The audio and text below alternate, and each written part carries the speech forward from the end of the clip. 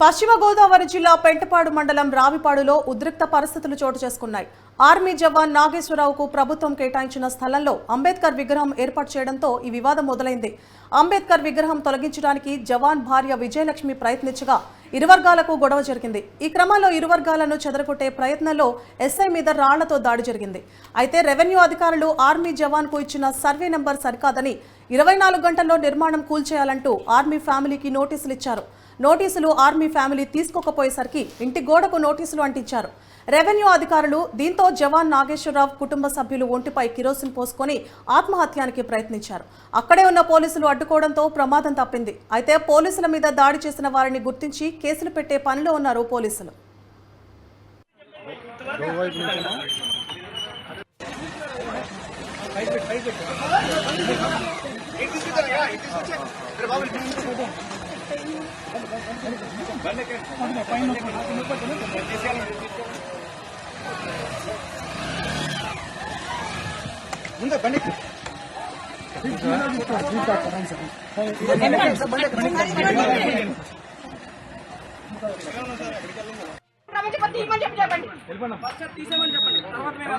double